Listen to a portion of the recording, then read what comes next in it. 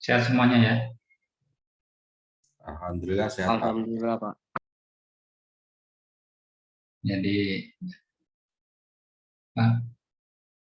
kesehatan itu sekarang sesuatu yang luar biasa ya.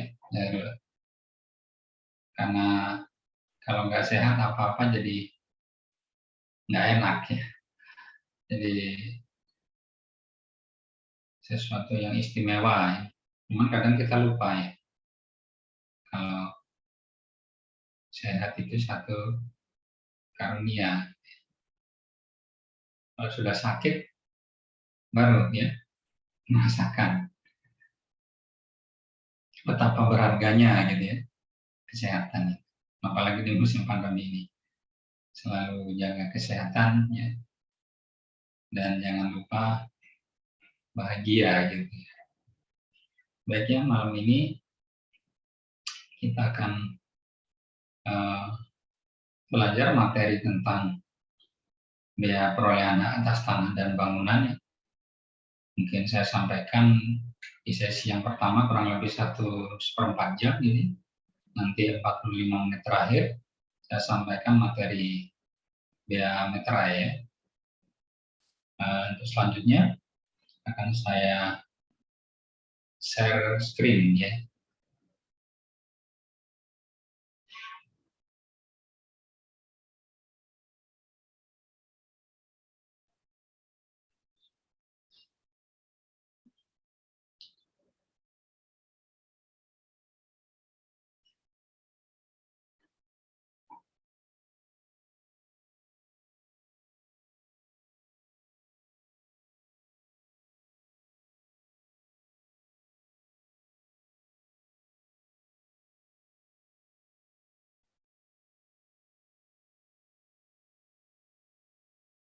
Ini layarnya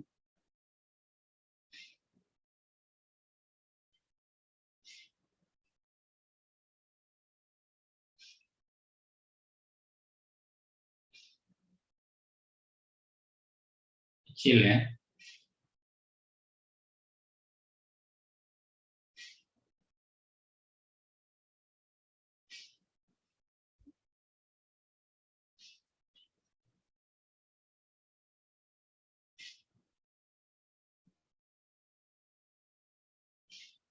Sudah kelihatan ya? Sudah, Pak.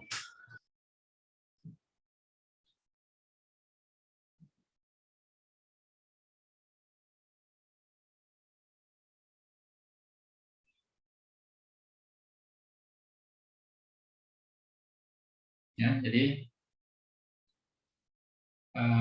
biaya perolehan atas tanah dan bangunan ya.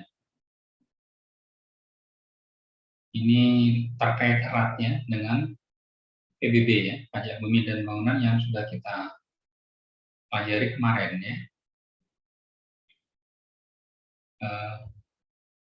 Dasar hukumnya ya, biaya perolehan atas tanah dan bangunan itu adalah Undang-Undang Nomor 21 Tahun 97 tentang biaya perolehan atas tanah dan bangunan sebagaimana telah diubah dengan Undang-Undang Nomor 20 ya, tahun 2000.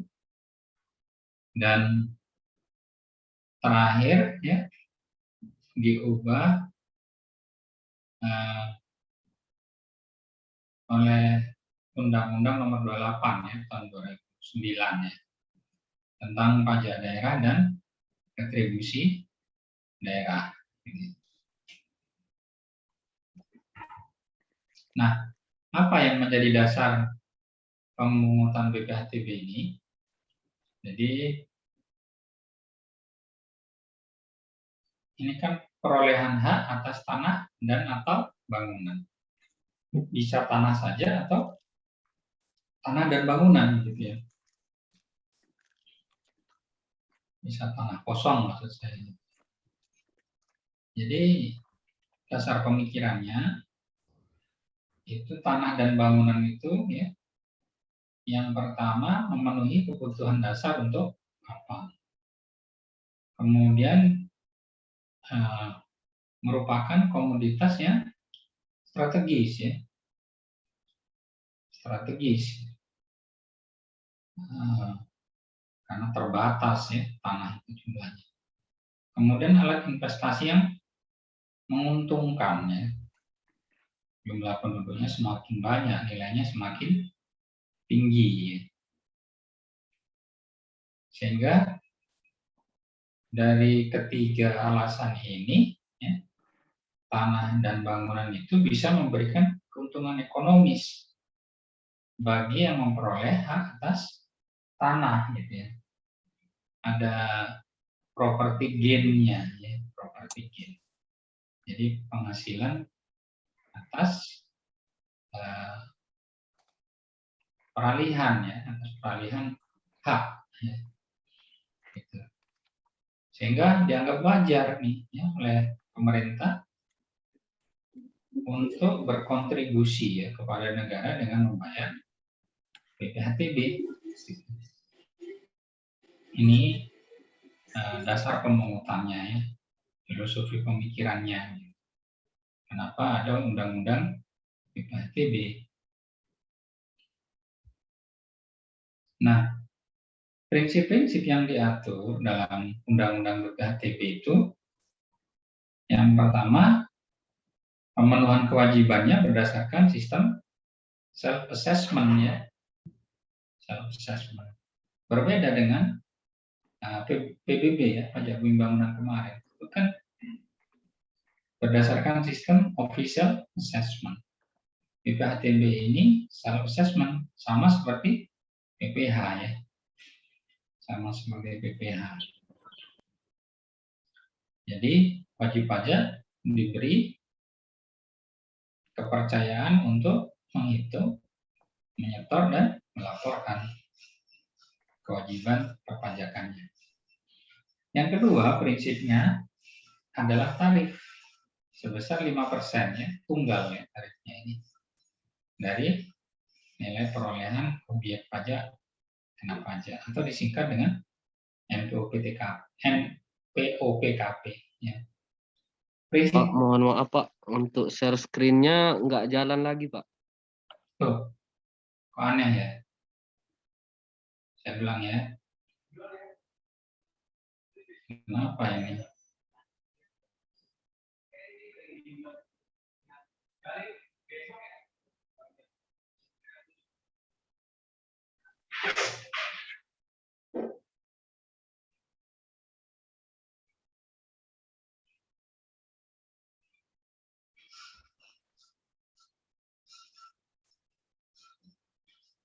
Saya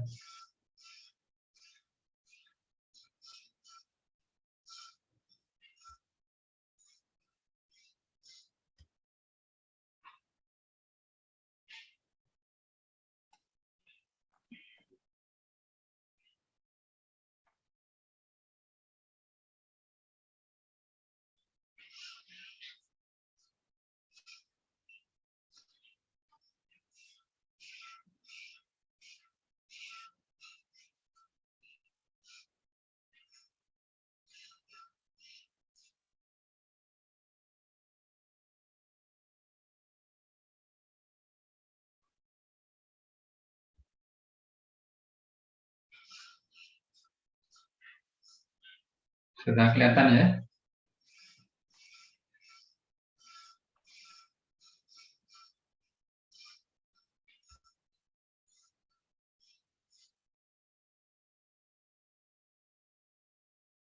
Baik, ini kelihatan? Sudah berubah slide-nya? Sudah, Pak. Pak. Sudah, Pak. Kemudian prinsip yang ketiga, itu nilai perolehan objek pajak tidak kena pajak atau NPOPTKP ditetapkan paling rendah 60 juta ya. Dan 300 juta atas waris atau hibah wasiat.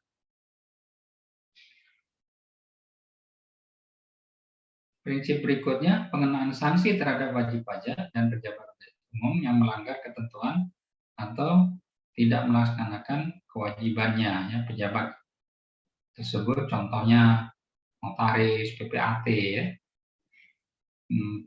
pejabat lelang, pejabat di kantor pertanahan ya. Nanti akan ada penjelasan di slide berikutnya. Kemudian penerimaan BPHTB merupakan penerimaan negara yang sebagian besar diserahkan kepada pemerintah daerah. Gitu. Ya. Jadi sekitar 65% ya ini ya, dimasukkan ke pemerintah kabupaten kota gitu ya. Kemudian yang ya, kurang lebih 12% masuk ke Pemprov gitu ya. Ke pemerintah pusat itu kalau nggak salah hanya 10% ya yang dibagikan ya dari hasil penerimaannya. Kemudian semua pungutan atas perolehan atas tanah dan bangunan di luar ketentuan undang-undang ini tidak diperkenankan. Jadi sebelum ada undang-undang BPHTB ini, dulu ya peralihan atas tanah ya dan atau bangunan itu ada istilahnya kalau di Jawa itu polokoro. Jadi pungutan atas transaksi ya, transaksi peralihan tanah dan bangunan. Itu yang memungut mulai dari perangkat desa ya, kelurahan atau sampai ke kecamatan itu besar sekali itu. Kadang pajak yang dibayar itu kalau goronya ya namanya dulu itu lebih besar daripada harga tanahnya ya, terutama di daerah-daerah pelosok gitu, pedesaan gitu. Nah, kemudian dengan diberlakukannya undang-undang BPHTB ini, nah, pungutan sejenis pologoro itu sudah tidak berlaku lagi ya. Tidak boleh dilakukan oleh perangkat desa maupun pegawai kecamatan.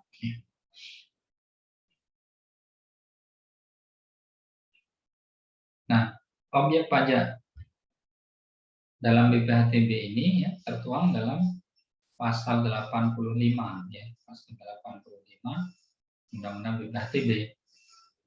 Jadi ada istilah pemindahan hak, ada pemberian hak baru ya. Itu objek pajaknya ya. Nah, apa saja pemindahan hak itu? Jual beli, tukar menukar ya, hibah, hibah wasiat, waris ya, memasukkan dalam perseroan atau badan hukum lain ya, pemisahan hak ya, sampai penggabungan usaha, pemekaran usaha, hadiah. Nah, itu kategorinya pemindahan hak. Nah, untuk pemberian hak baru itu di sini adalah kelanjutan pelepasan hak dan di luar pelepasan hak. Nah, untuk penjelasannya nanti kita akan bahas satu persatu ya. Nah, yang pertama jual beli. Jadi peralihan atas tanah dan bangunan dari penjual kepada pembeli ya. Jadi ada transaksi uang ya. Ada transaksi uang. Pembeli membayar ya. Atas peralihan ini pembeli mendapatkan hak. Nah, perolehan hak inilah yang dikenakan BPHTB. Kalau penjualnya, ada yang tahu dikenakan apa? Dikenakan jenis PPh pasal berapa? Bagi penjual tanah dan atas bangunan? Tidak ada yang tahu. Jadi penjualnya dikenakan PPh pasal 4 ayat 2 ya. PPh final sebesar 2,5%. Kalau BPHTB 5%. Subjeknya pembeli. Kalau PPh final pasal 4 ayat 2, subjek pajaknya adalah penjual ya. Kemudian transaksi berikutnya adalah tukar menukar ya. Bisa tukar guling ya. Tukar guling itu tidak ada transaksi uang ya. Tidak ada transaksi uang gitu ya. tapi tetap dikenakan yang memperoleh haknya, ya. Ya sama-sama mendapatkan hak, ya. Misalnya tanah di Kelurahan Melati, ya, atau di Kelurahan Sidoadi gitu ya, ditukar dengan tanah di Kelurahan Condong Catur, Kabupaten Sleman. Nah, walaupun tidak ada uang, ya, tukar guling gitu, masing-masing pihak kan yang memperoleh hak itu, ya.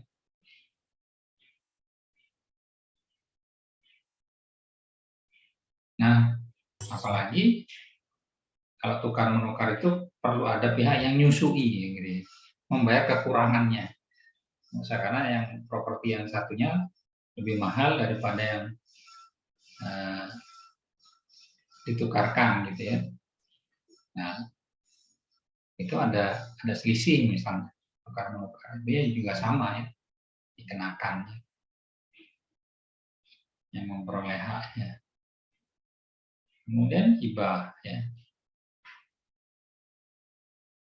itu perolehan hak atas tanah dan atau bangunan yang diperoleh oleh seorang penerima hibah, ya, yang berasal dari pemberi hibah kepada penerima hibah ketika pemberi hibahnya masih hidup, ya. Jadi diberi cuma-cuma gitu ya, masih hidup. Misalnya kalian diberi tanah 200 meter oleh orang tua, gitu ya, itu hibah, tapi orang tua masih hidup. Kemudian ada istilah hibah wasiat. Itu suatu penetapan wasiat yang khusus mengenai pemberian hak atas tanah dan atau bangunan kepada orang pribadi atau badan yang berlaku setelah pemberi hibah wasiat meninggal dunia, ya. Jadi bedanya hibah tadi masih hidup, kalau hibah wasiat sudah meninggal pemberi hibahnya, dan itu harus ada surat penetapannya, ya, yang dibuat di depan notaris, ya.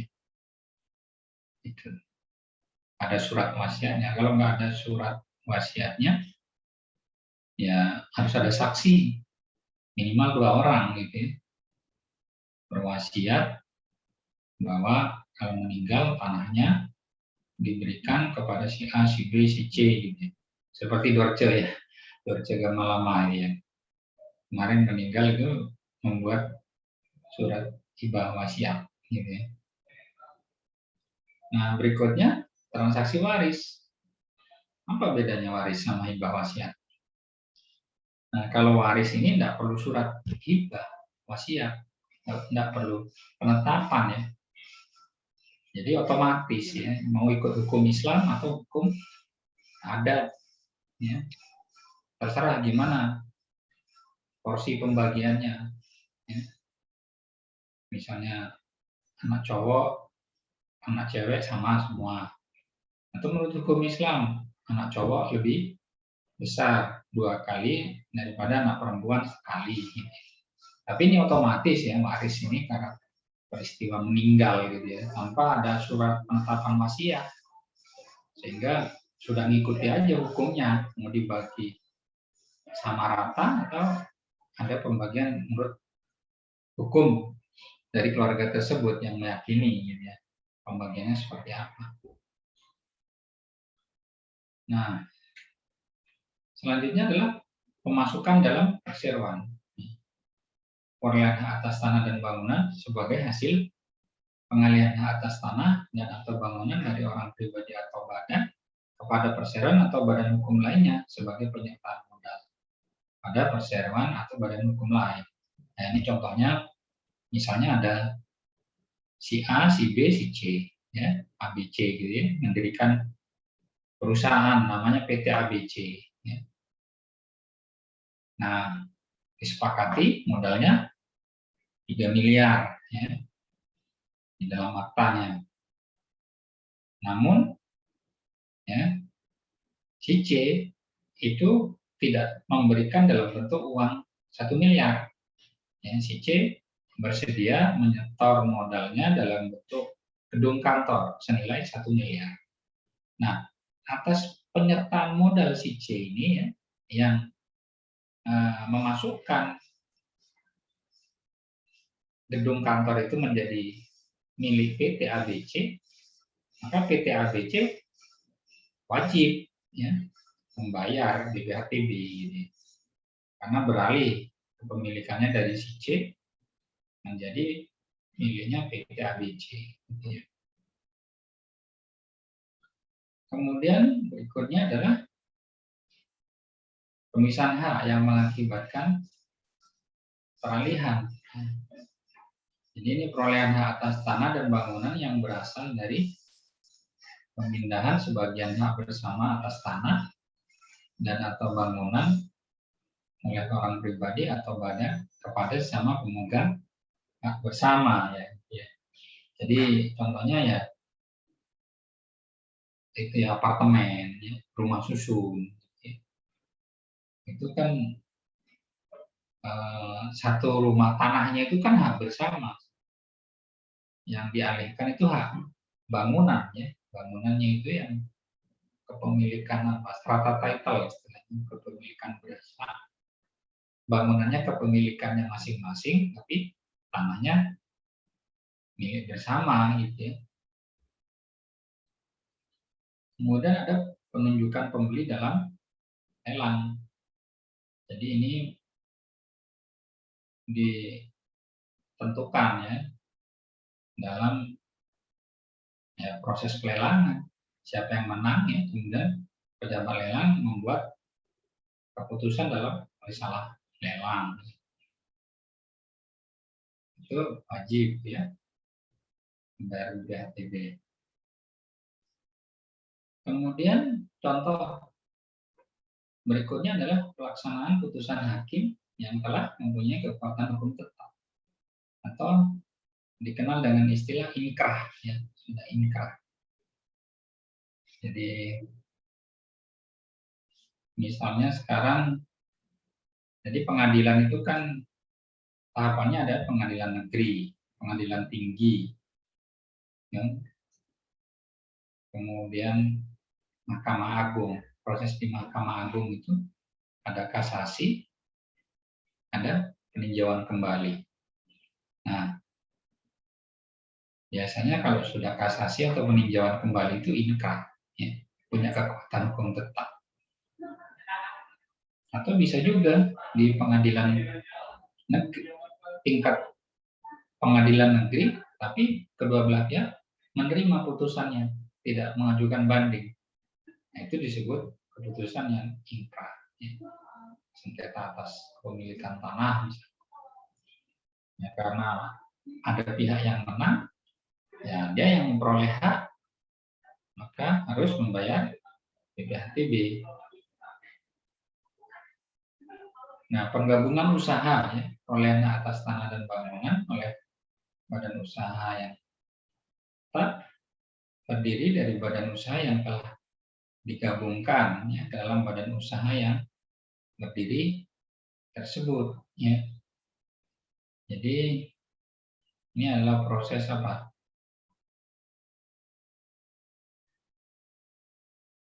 Akuisisi ya ini ya. Jadi proses akuisisi.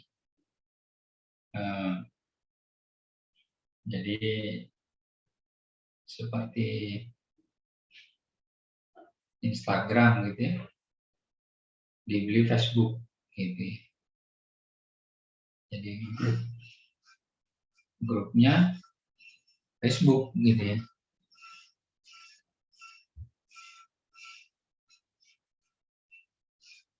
Itu penggabungan tuh akuisisi ya. Kemudian peleburan usaha ya. Peleburan usaha ini merger ya. Merger.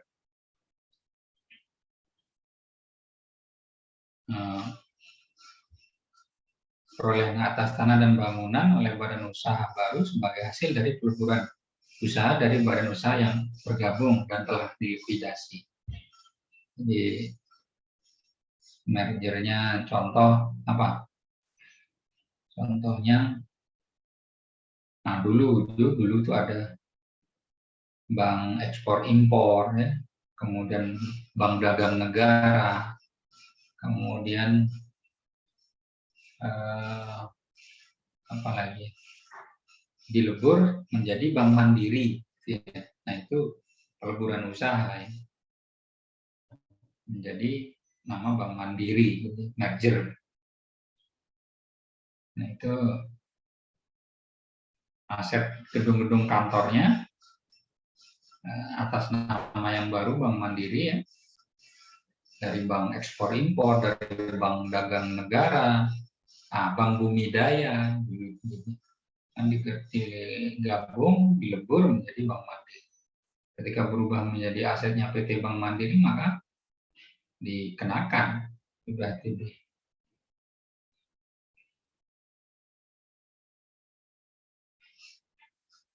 Kemudian pemekaran usaha ya, perolehan atas tanah bangunan oleh badan usaha yang baru didirikan yang berasal dari aktifan badan usaha induk yang dimekarkan ya.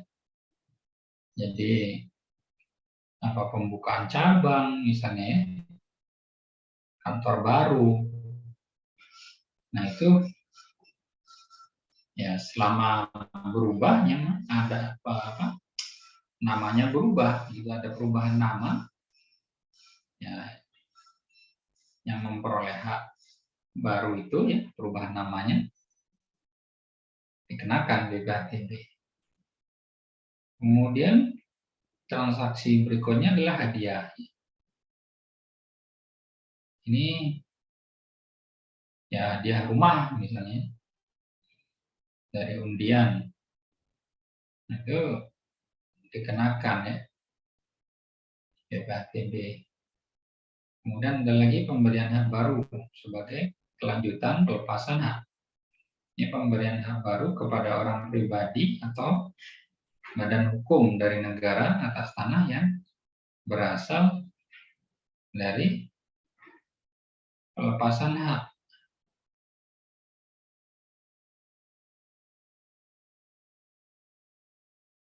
Nah, ini pelepasan hak misalnya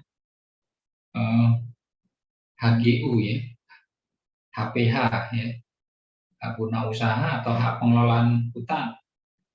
Nah ini ya, jadi pemberian hak baru kepada badan hukum ya, dari negara. Negara melepas ya haknya, diberikan kepada perusahaan berupa hak guna usaha atau hak pengelolaan hutan. Itu contohnya. Kemudian pemberian hak baru di luar pelepasan hak. Ini mirip-mirip ya.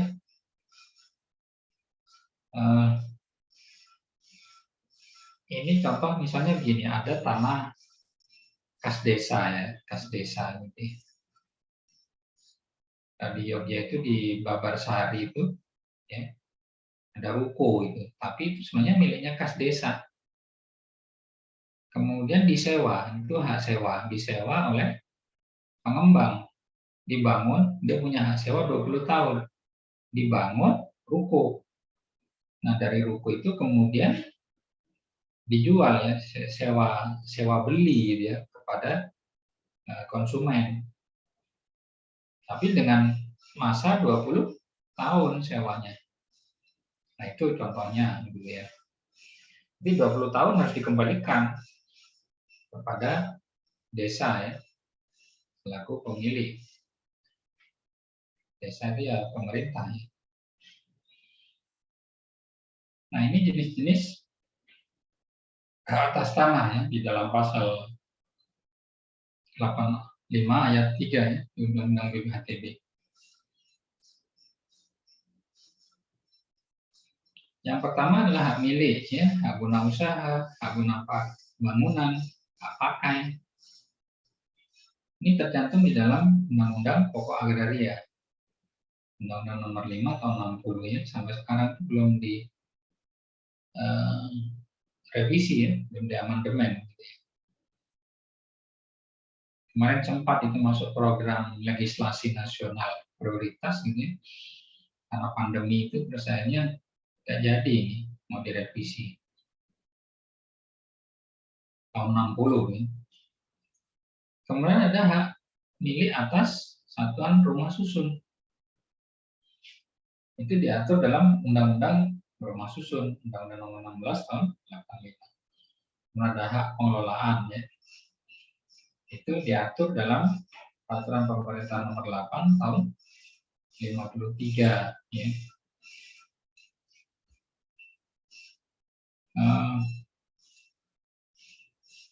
Nah ini penjelasannya ya. Hak milik adalah hak turun-temurun, ya, terkuat dan terpenuh yang dapat dipunyai oleh orang pribadi atau badan-badan hukum tertentu yang ditetapkan oleh pemerintah. Jadi jangka waktunya unlimited ini ya, nggak terbatas ini hak milik. Berbeda dengan hak guna usaha. Ya. Hak guna usaha ini dan hak guna bangunan itu biasanya 30 tahun, tapi bisa diperpanjang gitu ya. Hak guna bangunan ini terkait dengan apa? Ada bangunannya, pasti ada bangunannya. Ya. Kalau hak guna usaha ini nggak harus ada bangunannya. Ya. Tapi kalau ada bangunannya boleh, ya. Ada boleh. Ya. Gitu. Jadi hak guna bangunan ini lebih kepada memanfaatkan atau memiliki bangunan ya, di atas tanah tersebut. Kalau hak guna usaha ini untuk memanfaatkan secara bisnis gitu ya. HGB tidak harus bisnis, ditempati pribadi boleh. Kalau hak guna usaha itu harus dimanfaatkan secara bisnis. Karena untuk usaha izinnya. Kemudian ada istilah hak pakai. Nah, hak pakai tadi sama seperti hak sewa gitu ya. Hak pakai ini 20 tahun biasanya. Kemudian ada hak milik ini. Hak milik atas satuan rumah susun. Hak milik atas satuan rumah susun ini ya sebenarnya miliknya ya bangunannya ada. Ya. Yang bersama tanahnya ya bersama ini. Nggak bisa dimiliki orang per orang gitu ya. Karena apa? Nanti membaginya sulit. Karena apa? Luas bangunannya rumah susun itu kan lebih luas daripada tanahnya. Nah, nanti kalau tanahnya dibagi berdasarkan luas bangunannya ya tidak cukup ya. Tanahnya misalnya hanya 5.000 meter. Bangunannya 20.000 meter gitu. Gimana itu? Cara baginya ya kurang. Sehingga atas tanahnya itu dimiliki secara bersama. Kemudian ada hak pengelolaan ya, ini menguasai HPH ya, hak pengelolaan hasil hutan. Ya. Kemarin kita belajar menghitung ya tentang PBB-nya itu ya. Bisa 30 tahun ya HPH ini. Ada hutan tanaman industri, ada hutan blok tebangan kayu, gitu. Macam-macam ya, sesuai izin dari Menteri Kehutanan.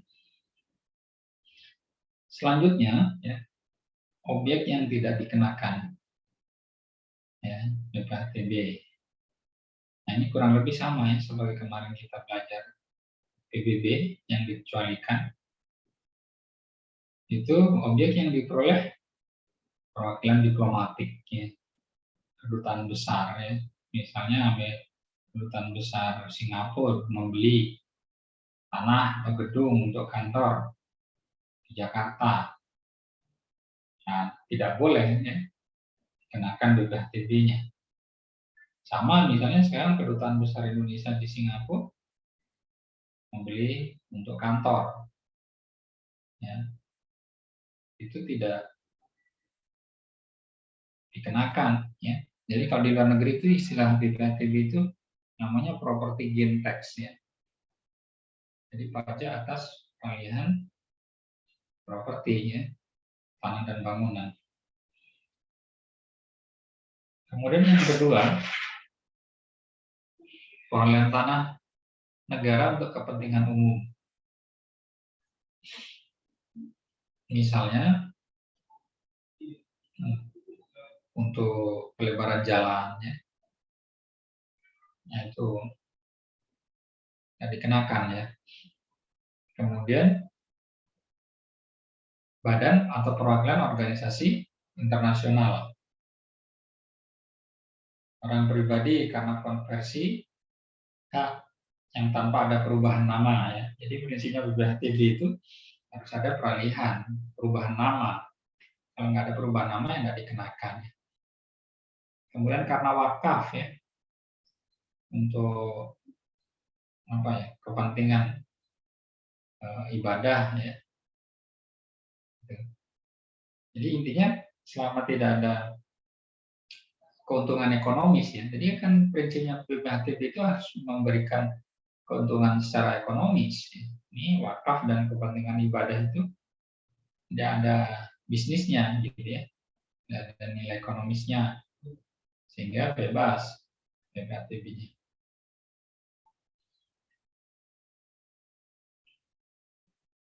Kemudian objek pajak yang diperoleh orang pribadi atau badan, ya, karena konversi, ya, hak tanpa perubahan nama.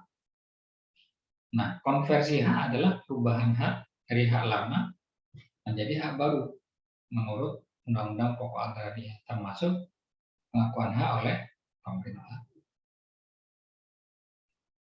Kemudian konversi hak ini pada dasarnya tidak merupakan peralihan atas tanah karena subjek hukum yang memiliki hak tersebut sebelum dilakukan konversi adalah sama dengan setelah dilakukannya konversi hak. Yang berubah adalah jenis haknya, ya. Karena tidak ada peralihan hak, maka tidak ada perolehan hak baru, ya. Sehingga bukan merupakan objek BPHTB. Nah, sebagai contoh adalah peningkatan hak dari HGB menjadi hak milik.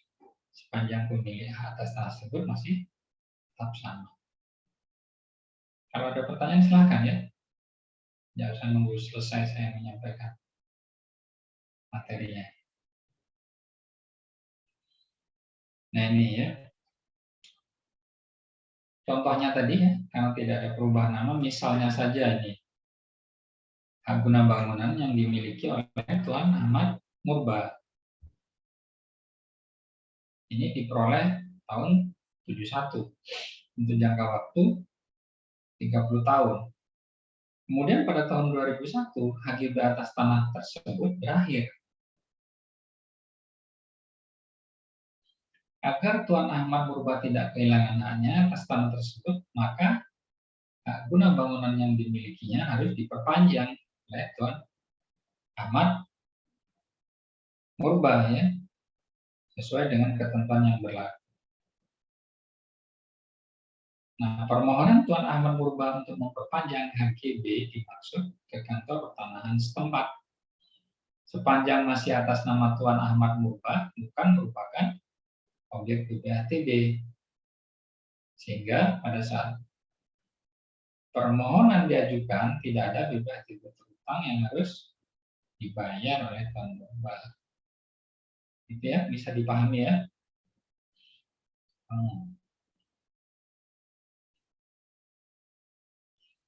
Nah, untuk objek yang diperoleh orang pribadi atau badan karena wakaf, itu merupakan perbuatan hukum, ya, orang pribadi atau badan yang memisahkan sebagian hak dari kekayaannya berupa hak milik, tanah dan atau bangunan, dan melembagakannya untuk selama-lamanya untuk kepentingan pribadi atau kepentingan lainnya, ya, tanpa imbalan apapun, nggak ada nilai ekonomisnya, ya, kan nggak dikenakan, ya. BPHTB.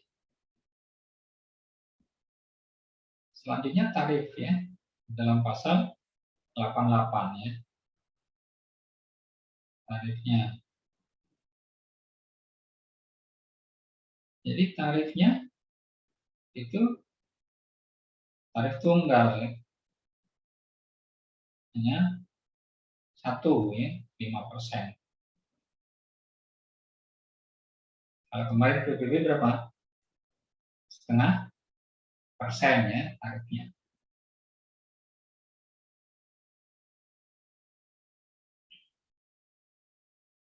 Kalau PPh berapa? 5%, 15, 25 ya, 30, 35 gitu ya. Banyak ya kalau PPh tarifnya. Karena apa?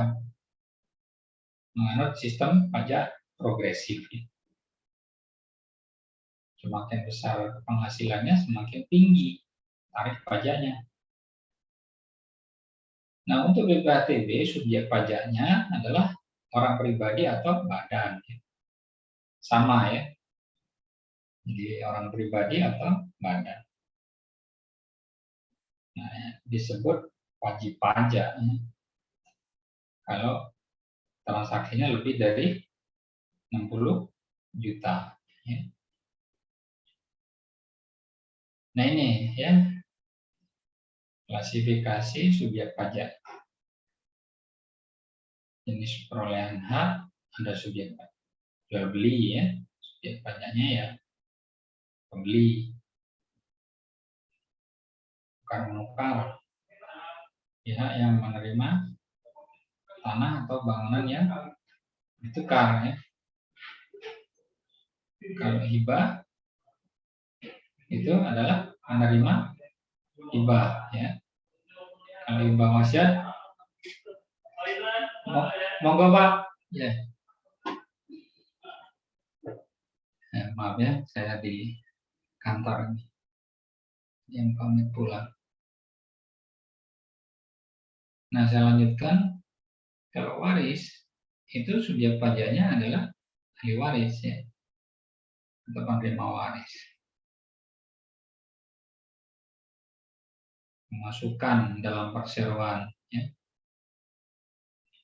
Pada prinsipnya subjek pajaknya itu adalah yang menerima hak atau memperoleh hak.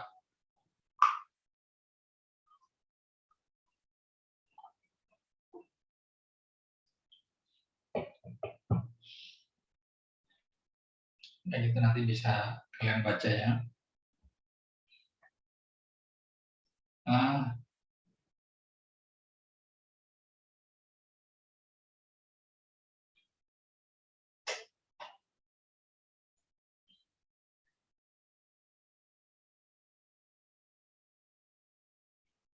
Dasar pengenaan pasal 87 ya, DPP-nya ya. DPP BPHTB ya, sama dengan nilai perolehan objek pajak. Jadi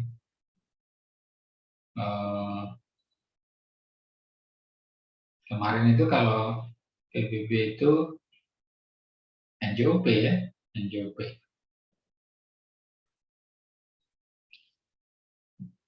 Kalau dalam BPHTB NPOP, nilai perolehan objek pajak. Nah itu kalau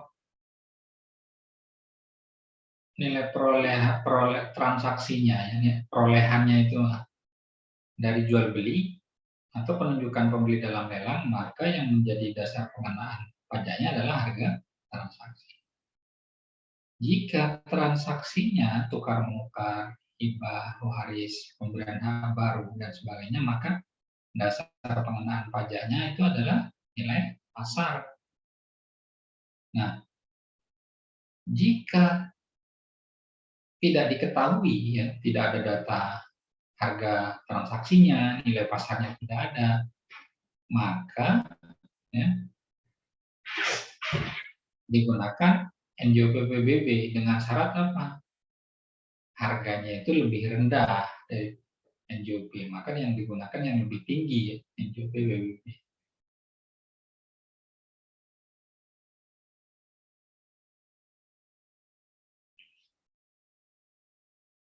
Nah, kemarin kita belajar ya SPP PBB, surat pemberitahuan pajak terutama.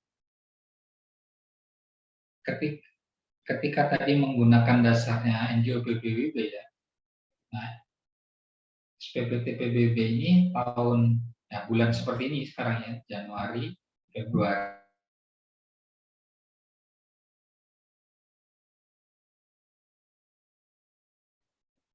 Nah, NJOP ini sudah wajib pajak bisa mengajukan ya. Ketika SPPT PBB belum terbit, wajib pajak bisa mengajukan surat keterangan NJOP ya. Diajukan ke kantor pelayanan pajak Pratama ya, sebagai dasar pengenaan pajaknya, DPP-nya tadi ya.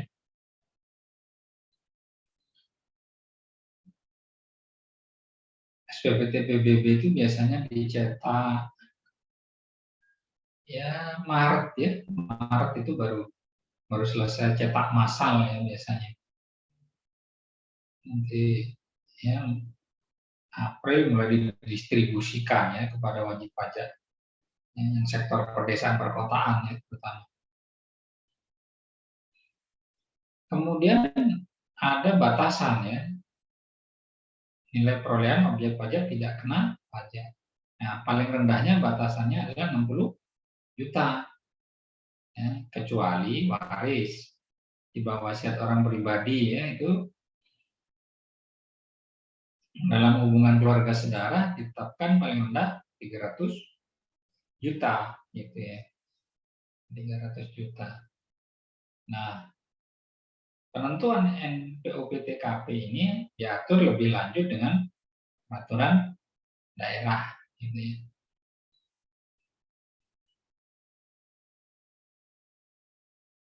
Peraturan daerah itu perda ya. Jadi keputusan bersama antara bupati dan DPRD. Ya. Jadi NPOP-TKP itu nilai perolehan objek pajak tidak kena pajak. Nah, ini merupakan besaran tertentu dari nilai perolehan objek pajak yang tidak dikenakan pajak. Sejak tahun 2011, besaran NPOP-TKP ditentukan ya setiap kabupaten atau kota ya, tadi oleh pemerintah daerah bersama DPRD ya. Karena apa? Ini kan bersifat mengikat ya, memaksa ya.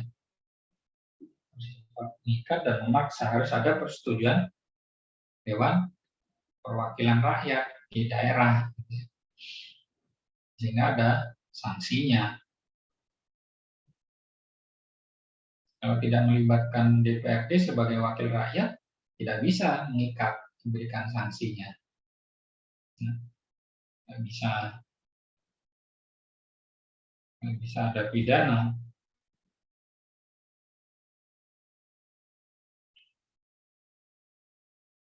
Nah, ini alur prosesnya ya, penetapan NPOP-TKP. Bisa ditetapkan secara regional, per kabupaten atau kota, ditetapkan oleh bupati atau wali kota dengan peraturan daerah. Ini paling rendah 300 juta ya untuk waris atau iba wasiat bagi orang pribadi yang masih dalam hubungan keluarga saudara dalam keturunan lurus 1 derajat ke atas atau ke bawah, termasuk suami istri. Jadi transaksinya itu orang tua ke anak atau anak ke orang tua. Kalau dari nenek ke cucu itu tidak bisa ya. Jadi maksudnya bukan 1 derajat, gitu, 2 derajat. Nah, tidak boleh pakai 300 juta, nanti ada 600 juta ya kalau tidak salah. Ya.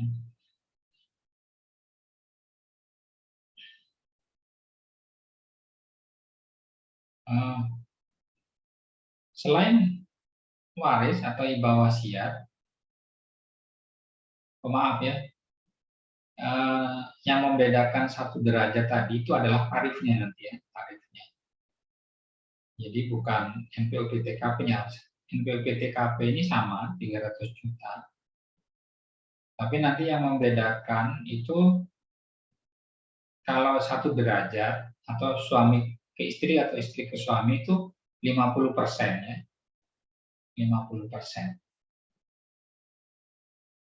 Dari 50% dikalikan 5% jadi 2,5. Nanti ada contohnya ya. Nah, selain hibah wasiat atau waris, itu NPWP-TKP-nya 60 juta ya.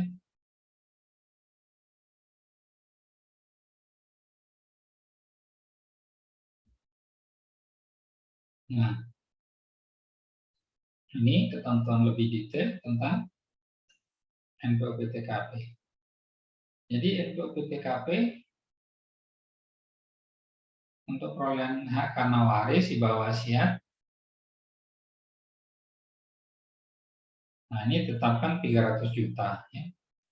Paling rendah ya, nggak boleh di bawah ini.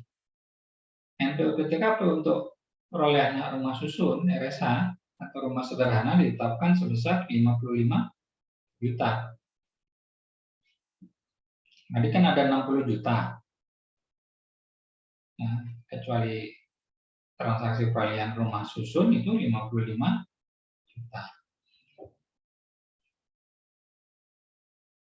Kemudian NPWP-TKP untuk perolehan hak baru ya, melalui program pemerintah yang diterima pelaku usaha UMKM, mikro, kecil menengah dalam rangka peningkatan sertifikasi tanah untuk ditetapkan sebesar 10 juta ya.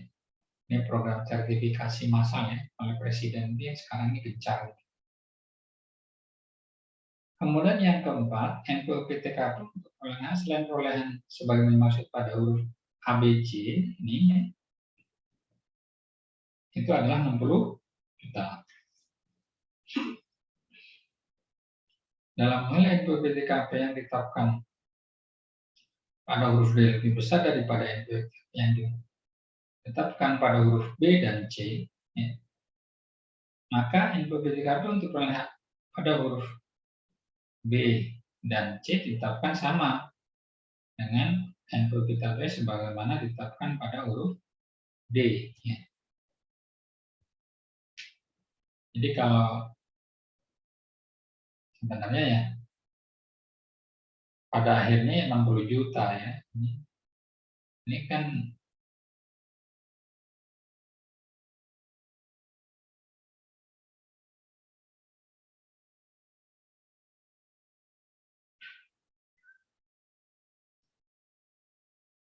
Ini kan lebih besar tetap 60 juta daripada 55 juta ya, daripada 10 juta.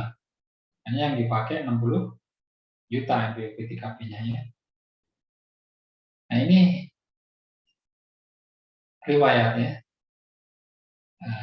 Perkembangan dari NPWP-TKP yang terjadi di DIY ya, kota di kabupaten di DIY. Jadi ada 5 ya, sebenarnya. Ada 5 ya, kabupaten kota ya. Kabupatennya 4, kotanya 1. Semua sama ya. 60 juta, selain hibah waris, hibah wasiat dan waris 300 juta ya.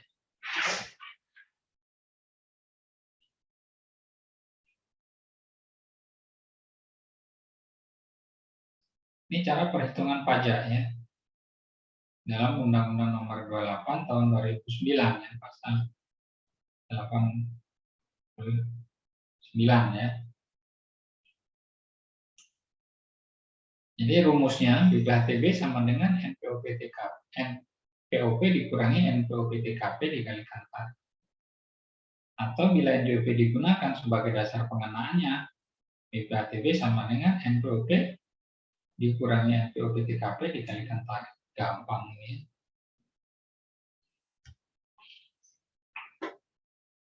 Ini contohnya ya. Contoh perhitungannya. Ini pada tanggal 2 Agustus ya, 2011, Tuan Afafa membeli tanah yang terletak di Kelurahan Mabuo Harjo dari saudari Nona Siva. dengan nilai perolehan objek pajak 260 juta rupiah. Sedangkan nilai jual objek pajak yang digunakan sebagai dasar pengenaan PBB adalah 150 juta. Ya. Nilai perolehan objek pajak tidak kena pajak untuk perolehan A karena jual beli di Sleman 60 juta. Maka besarnya PBHTP yang terutang, nilai perolehannya berapa? 260 juta dikurangi NPOP TKP 60 juta. Sehingga NPOP kena pajaknya 200 juta.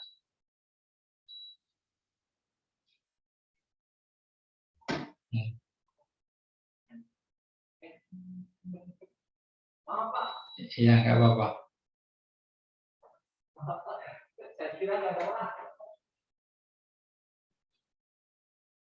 Jadi BPHTP terutang 5% dikalikan 200 juta ya, sama dengan 10 juta. Ya, gampang sekali ya. Yang sulit itu apa? Ada yang tahu? Pajak itu gampang ya hitungnya.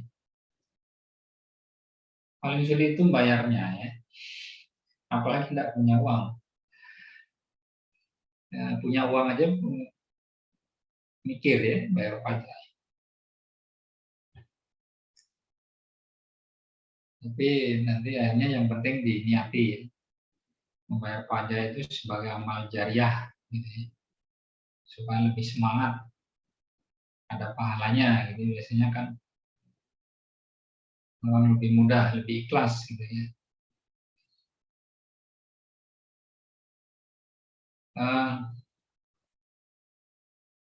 Ini ya saat pajak terutang saatnya ya.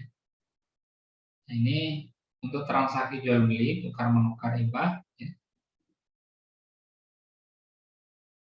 Pemasukan dalam perseroan,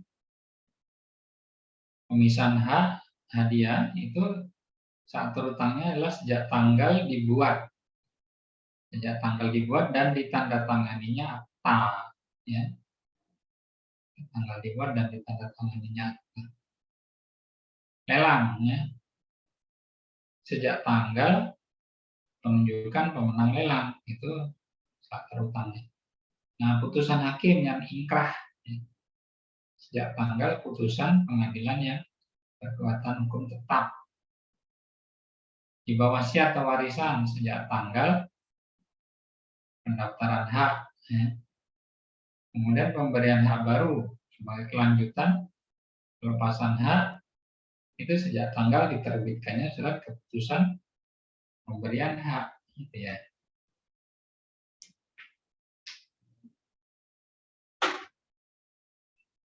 Pembayaran pajak terutang. Ya. Ini nomor pertama itu saat terutangnya. Ya. Wajib pajak membayar pajak terutang dengan tidak mendasarkan pada adanya surat ketetapan. Ya. Jadi karena apa ini? Self assessment ya, self assessment.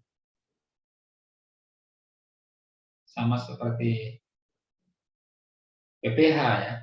Enggak perlu ada surat ketetapan. Kalau PBB harus ya ada ketetapannya apa? SPPT namanya, surat pemberitahuan pajak terutang. Nah, saat dibayarkannya itu membayarnya sama seperti PBB ke kantor pos atau bank BUMN dan BUMD atau tempat pembayaran lain ditentukan oleh Menteri Keuangan.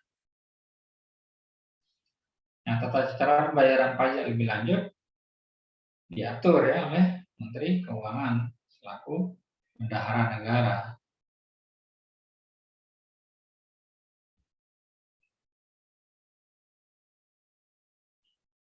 Kemudian pembayaran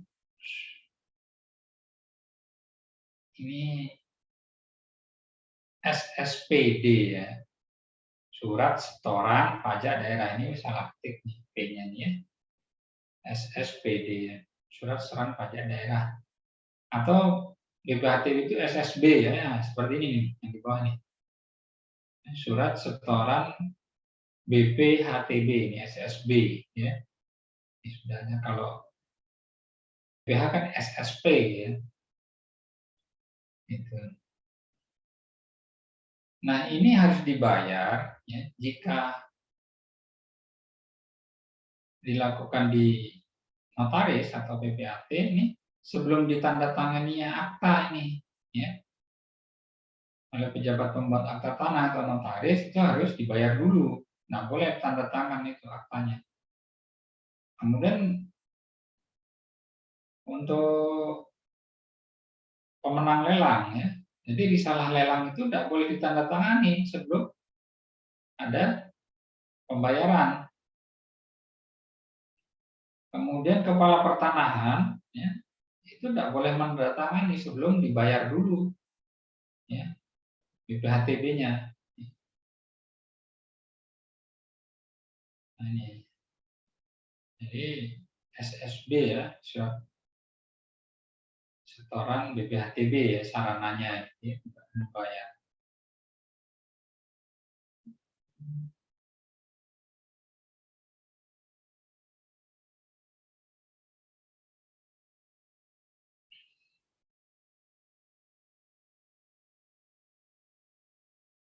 Nah, berikutnya adalah penetapan pajak ya.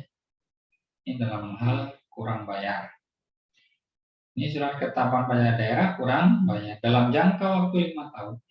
5 tahun ini standar ya, kadaluarsa pajak ya. Dalam jangka waktu 5 tahun berdasarkan hasil pemeriksaan atau keterangan lain,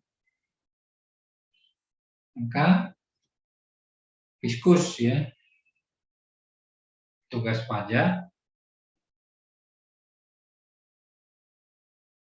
menemukan ya, data ya, berdasarkan pemeriksaan atau keterangan lain ternyata kurang bayar, maka diterbitkanlah SKP DKB setoran pajak daerah kurang bayar, ditambah bunga 2% per bulan maksimal 24 bulan ya, sejak saat terutang sampai dengan diterbitkannya SKP DKB. Nah, ini menjadi dasar penagihan kepada wajib pajak ya. Kemudian ada lagi ya, namanya surat ketetapan bayar. Surat ketetapan pajak daerah kurang bayar tambahan ya.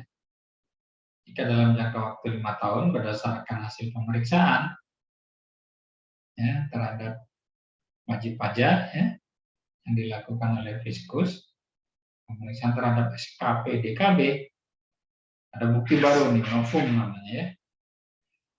Itu ternyata kurang bayar ya. Tadi sudah diterbitkan SKP DKB, tapi ada bukti baru nih ternyata masih kurang bayar lagi, maka dikenakan sanksi kenaikan 100%. Tapi tidak dikenakan jika WP melapor sebelum adanya pemeriksaan ya. Itu ditagihkan ya kepada wajib pajak.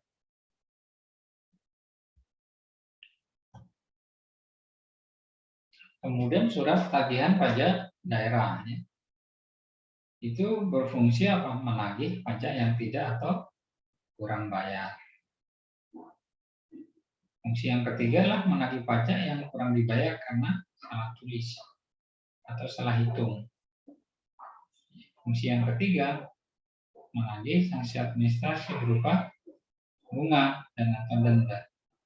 Nah, bunganya itu 2% per bulan maksimal 24 bulan sejak saat terutang pajak. Ini contoh perhitungan surat tagihan pajak daerah dan SKP, surat ketetapan pajak daerah kurang bayar. Contohnya ini yang SPPD ya.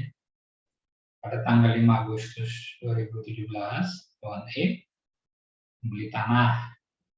Penandatanganan akta jual beli dilakukan pada hari itu juga. Berdasarkan nilai perolehan objek pajak, jumlah BPHTB yang terutang adalah 1 juta dan dibayar oleh Tuan E pada tanggal 8 Agustus 2017. Sesuai dengan ketentuan, BPHTB terutang pada saat ditandatanganinya akta jual beli maka atas keterlambatan pembayaran tersebut Tuan E dikenakan sanksi administrasi ya, sebesar 2% dikalikan 1 juta. Nah, sanksinya cuma 20.000 ya.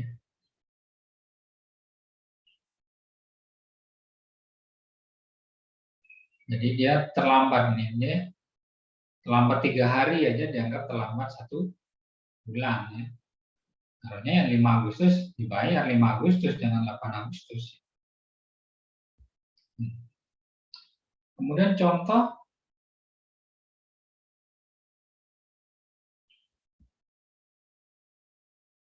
untuk SKPD KB pada tanggal 2 Januari ini 2017. Tuan F menandatangani akta jual beli sebidang tanah dengan nilai perolehan objek pajak sebesar 180 juta. Sedangkan NJOB BPB atas tanah tersebut pada tahun 2017 adalah 135 juta. BPHTB yang terutang telah dilunasi Tuan F pada tanggal 28 Desember 2016 sebesar 5 juta. Dengan dasar pengenaan pajaknya NJOB tahun 2016. Jadi ini transaksinya 2017, tapi dia menggunakan dasar NJOB 2016. Pada bulan Februari 2017, ya, berdasarkan hasil pemeriksaan pajak yang seharusnya berutang ternyata kurang dibayar. Berikut contohnya. Ya. Jadi NPWP-nya 180 juta. Dikurangi NPWP TKP 60 juta. Karena pajaknya 120 juta. BPHTB terutang 5% kali 120 juta sama dengan 6 juta. Sudah dibayar tadi ya 5 juta. Sehingga kurang 1 juta. Nah, ini ditambah sanksi administrasi 2%. 20.000. Sehingga BPHTB yang kurang dibayar dalam SKP DKB 1.020.000 ya.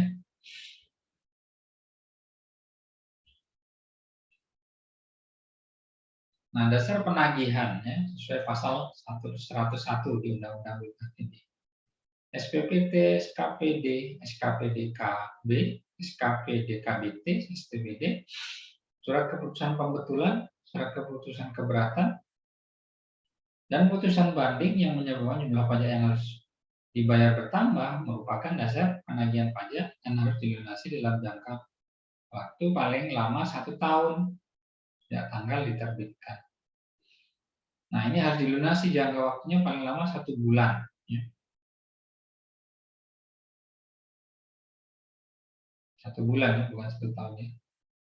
Sejak diterima. Nah, tata cara penagihan pajak diatur dengan peraturan daerah. Kemudian surat paksa. Ya. Jumlah pajak terutang berdasarkan ya, SPPT, SKPD, SKPKBD, SKPDKBT ya, semua ini jika tidak atau kurang dibayar pada waktunya dapat ditagih dengan surat paksa. Ya.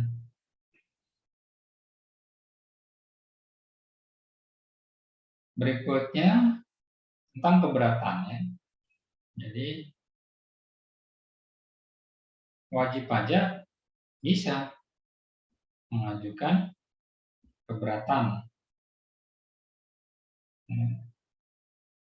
Ini proses pengajuan keberatan. Nah, keberatan itu diajukan atas apa? Atas SPPT, SKPD, SKPDKB, SKPDKBT, SKPDN, SKPDLB. Nah, maksimal 3 bulan sejak diterima itu boleh mengajukan keberatan kepada bupati ya. Pada bupati.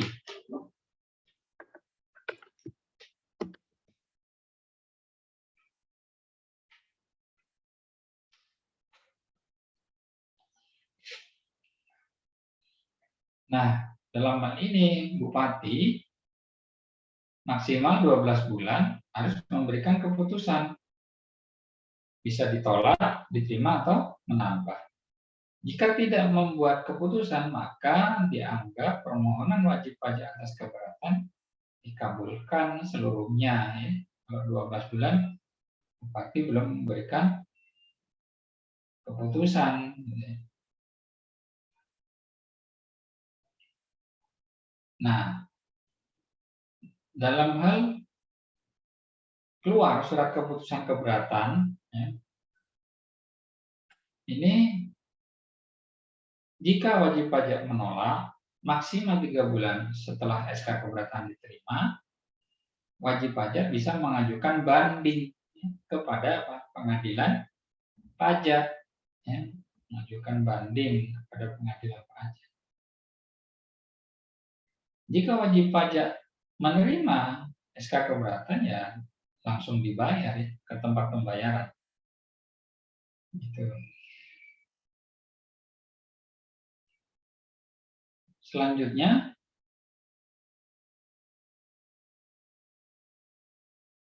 ini kalau tidak menolak, kemudian ada SK keputusan ya.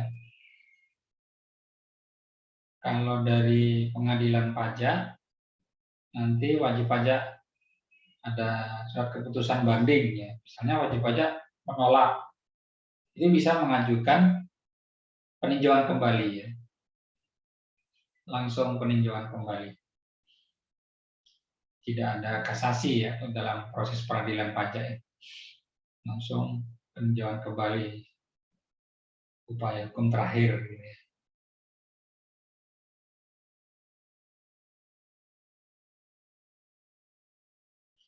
Selanjutnya tentang pengurangan ya BPHTB. Itu dasar hukumnya pasal 107 Undang-Undang Nomor 28 tahun 2009.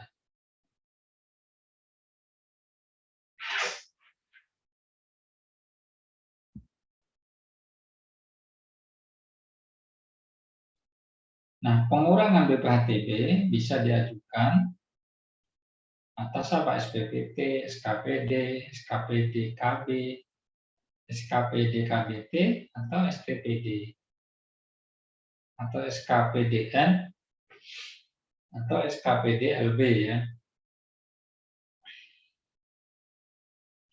Dalam hal terdapat salah tulis, kesalahan hitung, ya, kekeliruan penerapan ketentuan tertentu dalam peraturan perundang-undangan perpajakan, maka wajib pajak dapat mengajukan surat permohonan pengurangan yang ditujukan kepada kepala daerah, bupati atau wali kota.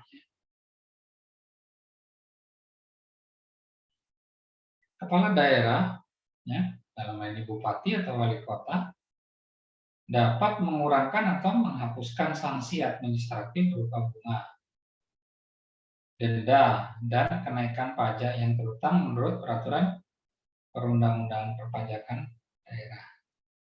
Dalam hal sanksi tersebut dikenakan karena kekhilafan wajib pajak atau bukan karena kesalahannya. Kemudian wewenang yang kedua, mengurangkan atau membatalkan SPPT, SKPD, SKPD KB, SKPD KBT, dan seterusnya. Yang ketiga, mengurangkan atau membatalkan SPPD. Yang keempat, kewenangan kepala daerah adalah membatalkan hasil pemeriksaan atau ketetapan pajak yang dilaksanakan atau diterbitkan tidak sesuai dengan tata cara yang ditentukan. Dan yang terakhir, mengurangkan ketetapan pajak terutang berdasarkan pertimbangan kemampuan membayar wajib pajak atau kondisi tertentu wajib pajak. Berikutnya adalah ketentuan lain ya, tentang pengembalian kelebihan pembayaran. Karena pengajuan pengurangan yang diterima, jadi wajib pajak dikabulkan ya, pengurangannya. Muncullah surat ketetapan pajak daerah lebih bayar. Yang kedua, jika permohonan keberatan atau banding yang dikabulkan sebagian atau seluruhnya, ya, maka wajib pajak mendapatkan surat ketetapan pajak daerah lebih bayar plus bunga 2% per bulan, ya, maksimal 24 bulan. Yang ketiga, karena permohonan wajib pajak antara lain dalam hal kelebihan pembayaran terlanjur bayar, tetapi perolehan haknya batal, ya, dia terlanjur transaksinya tidak jadi, gitu ya. Maka dilakukan pemeriksaan, hasilnya nihil, ya, tidak seharusnya terhutang, gitu ya, tidak seharusnya terhutang, maka terbit surat ketetapan pajak daerah lebih bayar plus bunga 2% per bulan apabila pengembaliannya lebih dari 2 bulan, ya. Kalau kurang dari 2 bulan nggak dapat bunga, ya.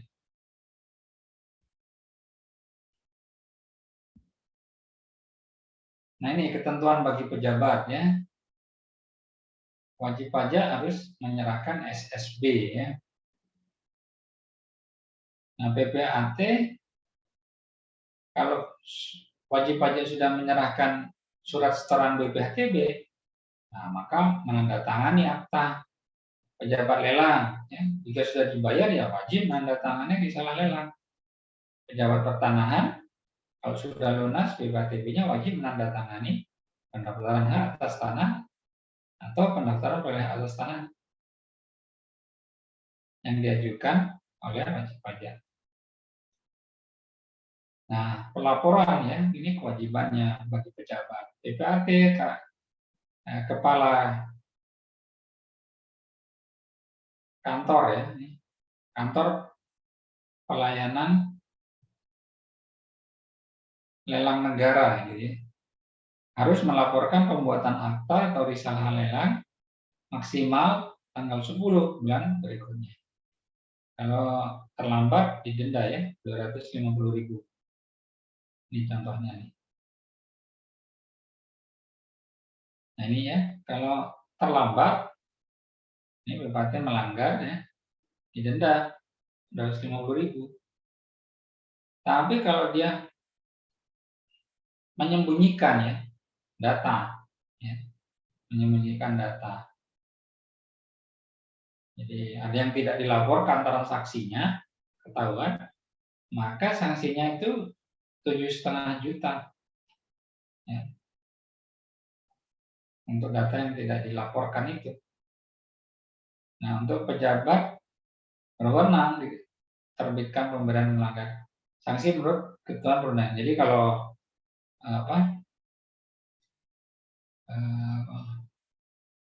pejabat di kantor pertanahan itu, ya, kalau dia melanggar, ya nanti ada undang-undang yang berlaku disiplin pegawai, ya, ASN, ini aparatur sipil negara. Baik, sampai di sini. Silakan kalau ada pertanyaan. Materi BPHTB-nya sudah selesai, ya.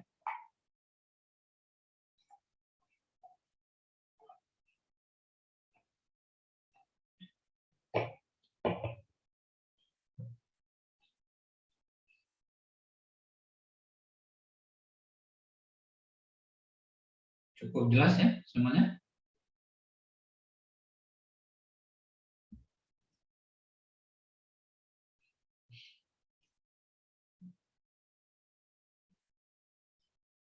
Kalau cukup jelas, saya akan lanjutkan ke materi biaya meterai, ya.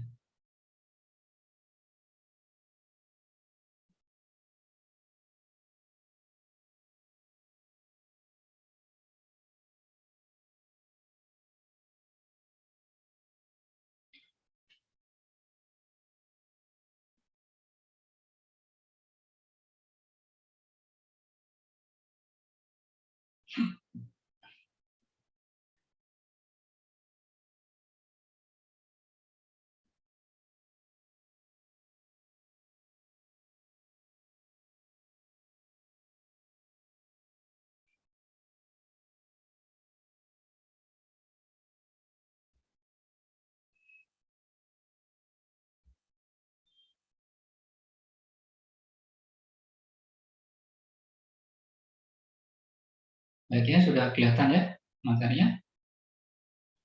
Bea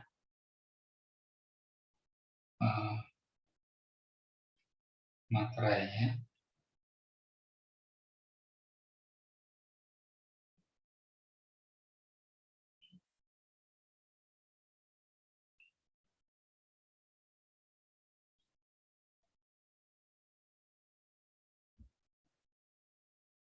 Nah ini ya contohnya. Ini contoh materai ya, materai tempel. Jadi kalian perhatikan yang benar tulisannya adalah materai ya, bukan materai, materai. Nanti dikiranya orang materai nanti. Jadi materai ya, bukan materai. Ya. Ini yang lama 3.000, 6.000 ya. Sekarang sudah tidak berlaku.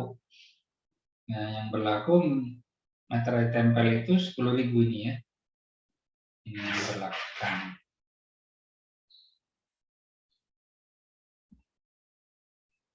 Nah, dasar hukum bea materai ya, yang pertama itu undang-undangnya, ini tata urutan perundangnya. Ini dari Undang-Undang Nomor 13 Tahun 85 ya tentang bea materai. Kemudian Peraturan Pemerintah Nomor 24 Tahun 2000. Kemudian peraturan di bawahnya adalah Keputusan Menteri Keuangan Nomor 323 Tahun 2000. Aturan di bawahnya lagi Keputusan Direktorat Jenderal Pajak. Ya, ini ada 4 ya.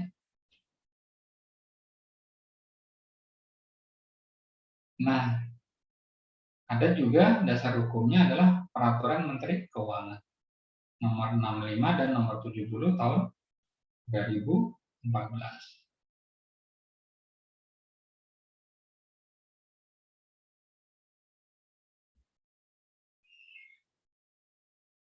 Nah, tahun 2020 kemarin ya, itu kan ada revisi, perubahan Undang-Undang Bea Materai yang baru ya. Itu poin-poinnya itu yang pertama yang direvisi itu adalah perluasan objek bea materai. Sebelumnya hanya berlaku terhadap dokumen fisik, kertas. Nah, kini berlaku juga dokumen elektronik ya, karena semua sekarang serba transaksi elektronik ya, digital. Yang kedua, penyesuaian tarif bea materai itu sebelumnya 3.000 dan 6.000. Sekarang satu tarif hanya 10.000. Penyesuaian batasan nilai dokumen ya. Sebelumnya dokumen yang dikenai bea materai itu adalah yang memuat jumlah uang lebih dari 250.000. Kini batasannya ya itu minimal 5.000 ya. Jadi 5.000 ke atas sekarang ini yang dikenakan bea materai. Kemudian poin perubahan yang keempat itu penggunaan materai elektronik terhadap dokumen dalam bentuk elektronik. Yang kelima, pemberian fasilitas pembebasan bea materai khusus dokumen tertentu yang diperlukan untuk kegiatan penanganan bencana, ya, keagamaan dan sosial, dan dalam rangka mendorong program pemerintah. Kemudian diatur juga poin perubahannya tentang sanksi, baik sanksi administratif maupun pidana terkait materai palsu dan materai bekas pakai. Ya.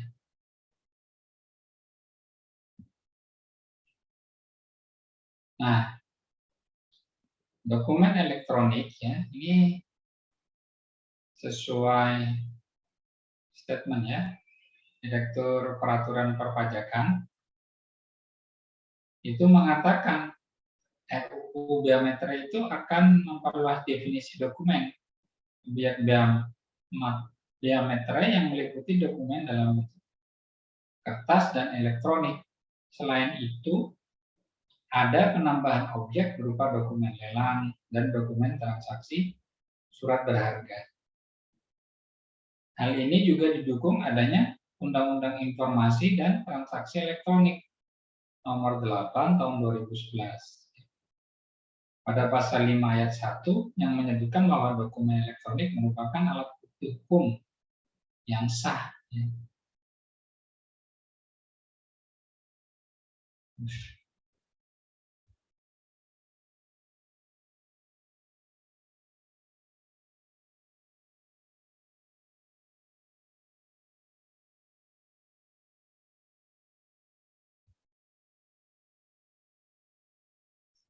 Nah, ini contoh dokumen digital atau elektronik ya, berupa dokumen perjanjian, tagihan listrik, tagihan kartu kredit yang dikirimkan melalui surat elektronik.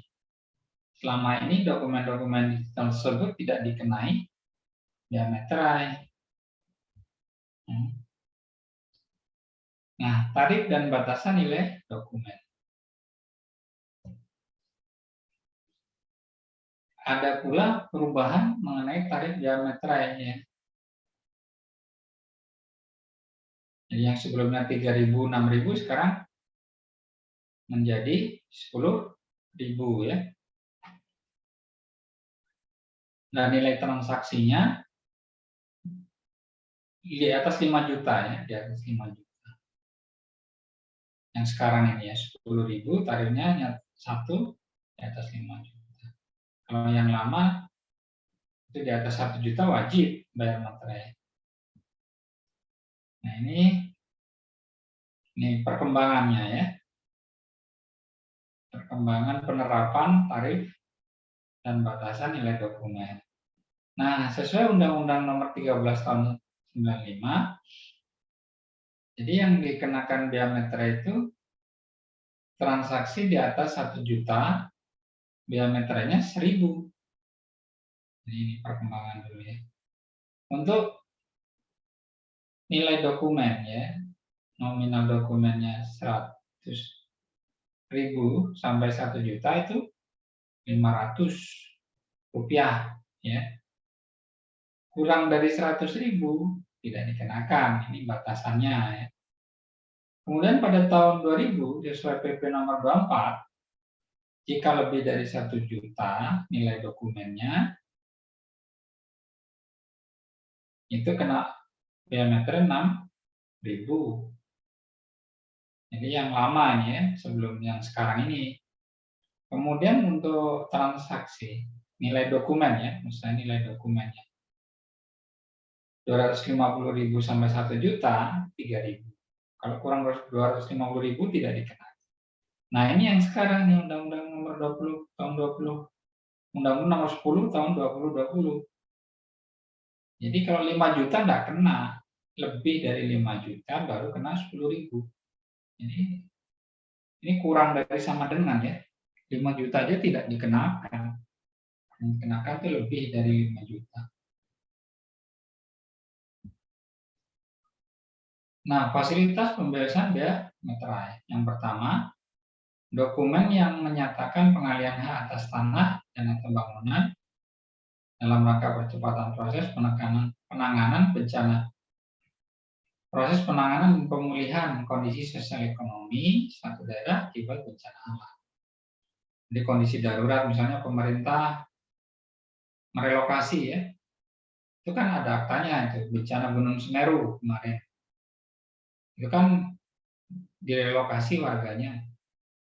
Ada dokumen nanti pasti pengalihan hak atas tanahnya. Nah, itu tidak kena ya.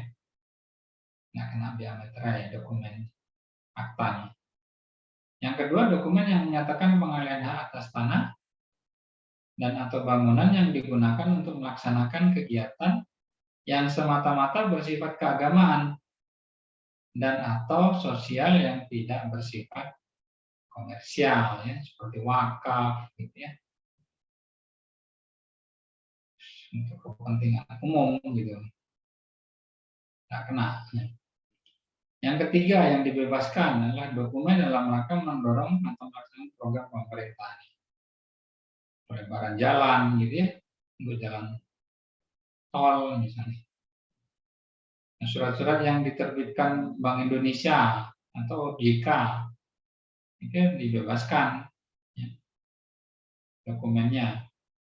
Yang keempat, dokumen yang terkait pelaksanaan perjanjian internasional yang telah mengikat berdasarkan ketentuan undang-undang di bidang perjanjian internasional atau berdasarkan asas timbal balik.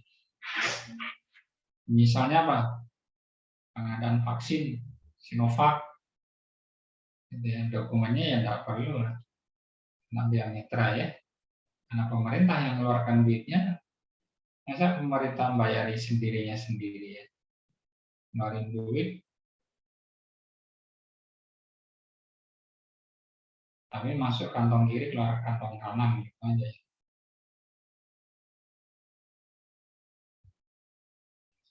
Nah ini fasilitas pembebasan biaya materai. Ketentuan lebih lanjut mengenai pemberian fasilitas pembebasan dari pengenaan biaya materai sebagaimana dimaksud pada ayat 1 diatur dengan atau berdasarkan peraturan pemerintah.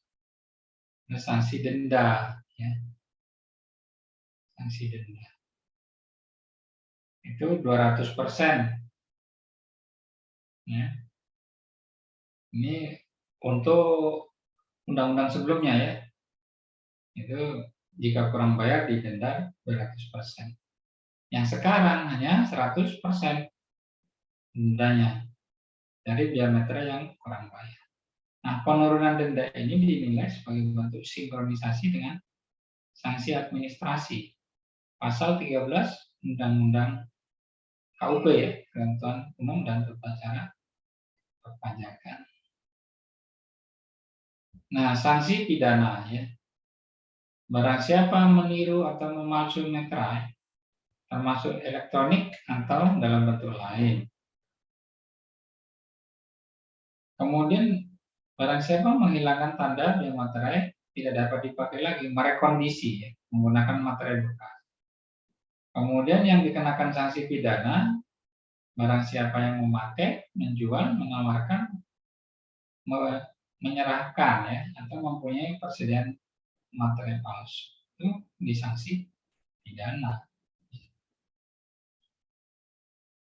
Selanjutnya adalah aturan peralihan. Nah, undang-undang biaya materai baru itu berlaku tahun lalu ya, 1 Januari ya, 2021. Artinya penggunaan biaya materai elektronik itu mulai dilakukan. Namun pada saat diberlakukannya biaya materai elektronik tidak serta-merta biaya materai kertas otomatis tidak berlaku. DJP menegaskan biaya materai kertas masih akan digunakan hingga 1 tahun ke depan. Jadi sampai 1 Januari 2022 ya. Jadi sepanjang tahun 2021 kemarin sampai 1 Januari 2022 sudah tidak berlaku ini. Akan tetapi nilai biaya materai kertas yang digunakan ini menggabungkan nilai yang tertera paling sedikit 9.000 berlaku hingga 3 Desember 2021. Jadi kalau masih punya materai tempel yang 3.000 dan 6.000 itu masih bisa digunakan sepanjang tahun 2021. Tapi mulai tahun ini ya sudah tidak berlaku ya. Kalau punya materai tempel yang 3.000 6.000 tidak bisa lagi. Sudah lewat. Harus menggunakan yang 10.000 ya. Ini contoh Pak Klik melakukan transaksi surat berharga dengan dokumen yang memiliki harga nominal dengan biaya materai. Karena tarif biaya materai dalam undang-undang terbaru adalah satu tarif, yakni 10.000. Maka Pak Klik harus menempelkan dua biaya materai. Nah, 6.000 dan 6.000 boleh, ya, tapi rugi ini 12.000. Yang untung jika apa? 3.000 dan 6.000. Kewajibannya 10.000 dia hanya bayar 9.000. Gitu ya. Ini kebaikannya pemerintah kemarin. Sekarang sudah tidak ada yang jual 6.000, 3.000 sudah tidak ada. Dan tidak berlaku lagi. Hanya yang 10. Nah, tujuan digunakannya tarif biaya materai tunggal itu satu, memberikan kesetaraan antara dokumen kertas dan elektronik. Yang kedua, memberikan keberpihakan kepada masyarakat dan UMKM dengan tarif yang relatif terjangkau. Yang ketiga, pengenaan bea materai hanya dokumen dan nominal uang di atas 5 juta rupiah. Yang keempat, untuk penyederhanaan dan efektivitas melalui tarif tunggal dan materai elektronik, gitu ya. Elektronik, materai tempel, pemeteraian kemudian, ya itu cuma 10.000 tarifnya tunggal. Nah, pengertian bea materai secara umum adalah pajak atas dokumen. Jadi bea materai itu adalah pajak atas dokumen yang bersifat perdata, ya. Dan dokumen untuk digunakan di pengadilan sebagai alat bukti apa surat, ya. Nah, dokumen adalah sesuatu yang ditulis atau tulisan dalam bentuk tulisan tangan, cetakan, elektronik, ya, yang dapat dipakai sebagai alat bukti atau terang. Nah, tanda tangan, ya, bisa paraf, bisa cap paraf, ya. Jadi itu harus tanda tangan harus menempel, ya, pada materainya.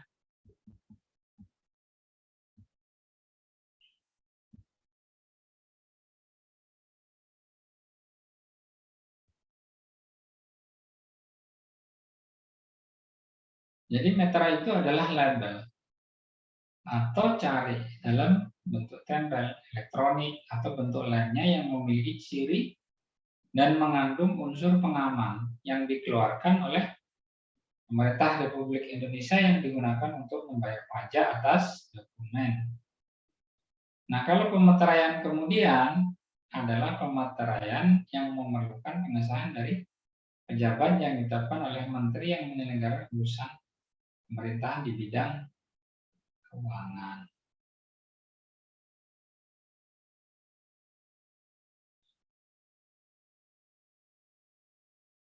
Ini objeknya, ya, objek dia meterai. 1, surat perjanjian dan surat-surat lainnya, ya. Surat kuasa, surat hibah, surat pernyataan, ya. Surat yang digunakan alat bukti, ya. Itu objek gelar materai. Yang kedua, akta notaris, ya, termasuk salinannya.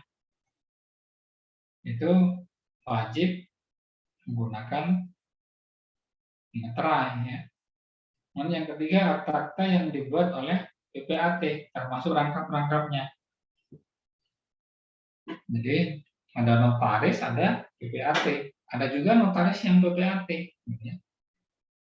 Tidak semua notaris itu merupakan PPAT. Yang keempat, surat yang memuat jumlah uang lebih dari 250.000.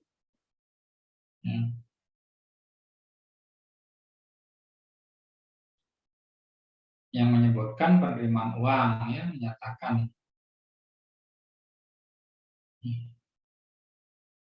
Ini sebenarnya sekarang sudah 5 juta, ya, bukan 250.000. Nah, ini surat berharga semua, ya. Ini sebenarnya, ya, karena sekarang sudah direvisi, ya, yang lebih dari 5 juta. Efek dengan nama sekumpulan efek, ya. Efek ini kan surat pemilikan saham, ya. Saham itulah efek, ya. Saham. Bukti kepemilikan perusahaan, gitu, ya. Kemudian dokumen yang akan digunakan sebagai alat pembuktian di muka pengadilan, ya.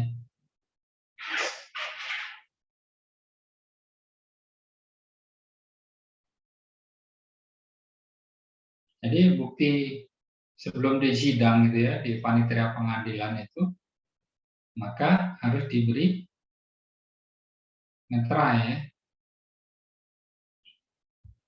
Alat bukti surat-surat yang mau dijadikan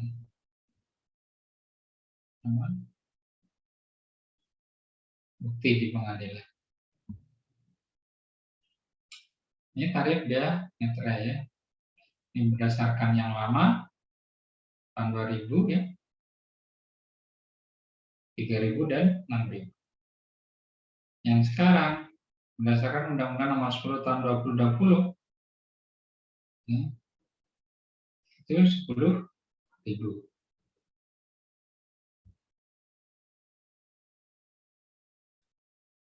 Ini yang dulu ya, sebelum 1 Januari 2021 ya. Jadi jika menggunakan meterai tempel nomor 1000 itu objeknya ya, dalam bentuk dokumen, surat perjanjian ya, surat ini sama ya tadi ya. Ini sama seperti yang 3.000 tadi ya, ini sebelum undang-undang yang baru ya, berdasarkan undang-undang tahun 2000 ya. Yang 3.000 ya sama ya, hanya batasan nilainya ya di bawah 1 juta ya.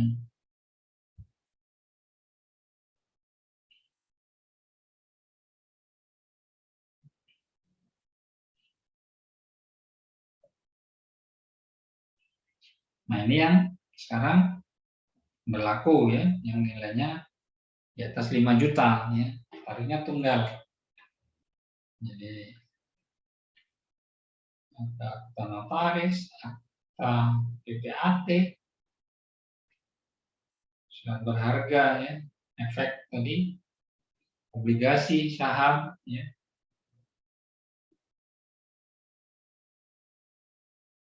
Dokumen lelang, dokumen yang menyatakan jumlah uang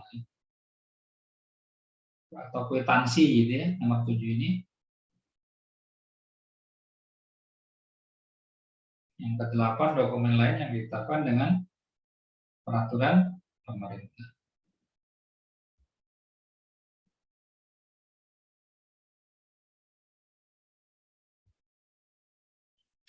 Ini dokumen yang terutang ya meterai ya.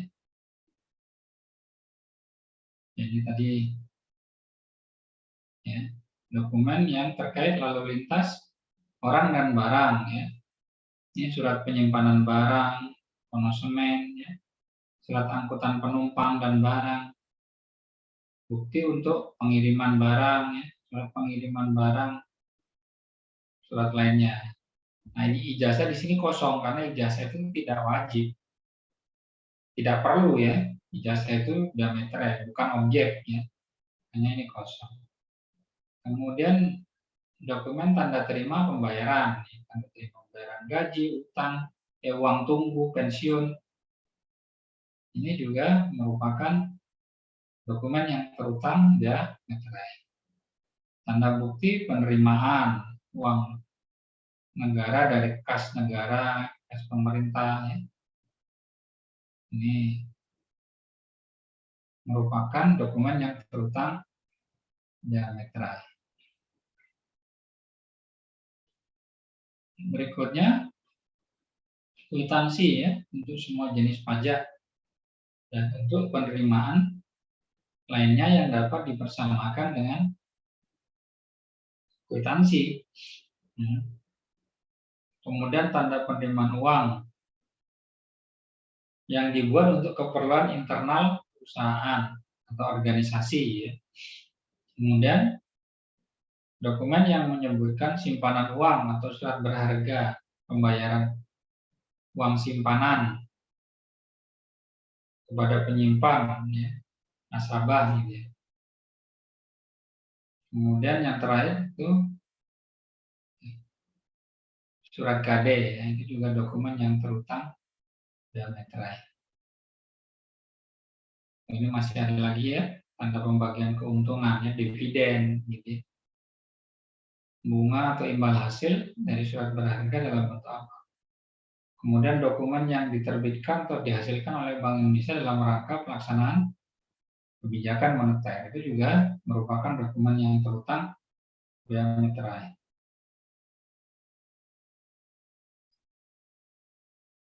Nah, saat terutang ya, saat terutangnya kapan untuk bea materai ini? Kalau dokumen yang dibubuhi tanda tangan, ya,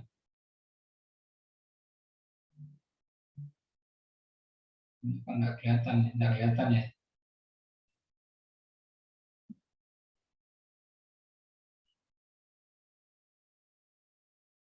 Nah, ini surat perjanjian beserta akapnya ya. Kemudian akta notaris ya ini.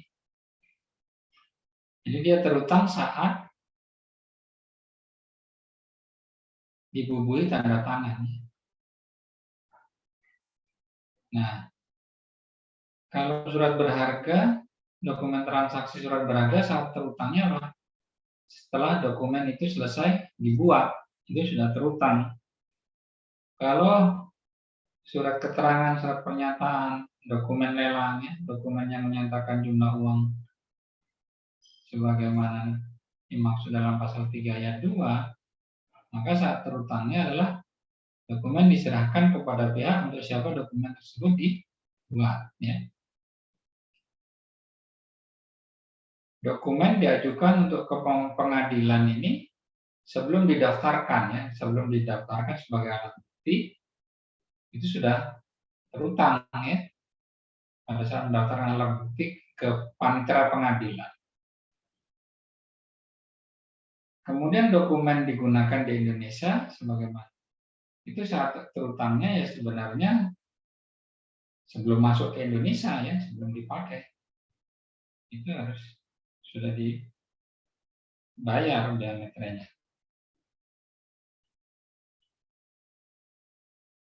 Nah, pihak yang terutang bea materai ya, sesuai Undang-Undang Nomor 10 Tahun 2020 Pasal 9. Yang terutang ya, dokumen yang dibuat sepihak bea materai terutang kepada pihak yang menerima dokumen. Kemudian dokumen yang dibuat oleh dua pihak atau lebih bea materai terutang oleh masing-masing pihak atas dokumen yang diterimanya. Dikecualikan dari ketentuan sebagaimana dimaksud pada ayat 1 dan ayat 2, dokumen berupa surat berharga sebagaimana dimaksud dalam pasal 3 ayat 21, bea materai terutang oleh pihak yang menerbitkan surat berharga. Kemudian yang keempat, dokumen yang digunakan sebagai alat bukti di pengadilan, maka yang terutang oleh pihak yang mengajukan dokumen ya, yang mengajukan sebagai alat bukti. Dokumen sebagaimana dimaksud dalam pasal 3 yang dibuat di luar negeri dan di Indonesia, bea materai terutang oleh pihak yang menerima manfaat atas dokumen tersebut. Nah, yang keenam, ketentuan pihak yang terutang sebagaimana dimaksud pada ayat 1, ayat 2, dan ayat 3 tidak menghalangi pihak atau para pihak untuk bersepakat untuk menentukan pihak yang membayar bea materai. Ini cara pelunasan bea materai.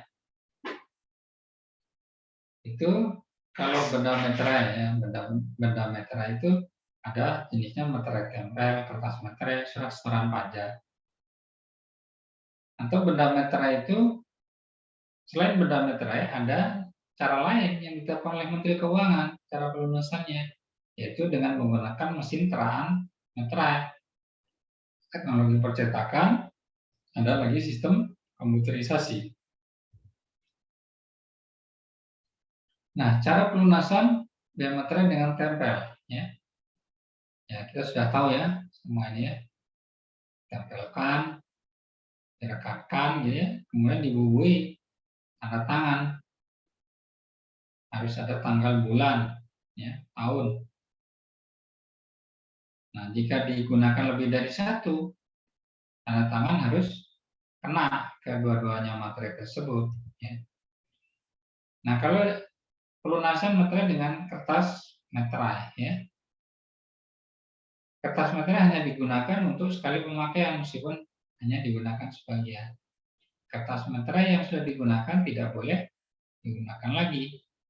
Yang ketiga, jika isi dokumen yang digunakan biaya materai terlalu panjang untuk dimuat seluruhnya di atas kertas materai yang digunakan, maka ya untuk bagian isi yang masih tertinggal dapat digunakan kertas tidak bermaterai. Bila ketentuan penggunaan dan cara pelunasan biaya materai tidak dipenuhi, dokumen yang bersangkutan dianggap tidak bermaterai. Ya.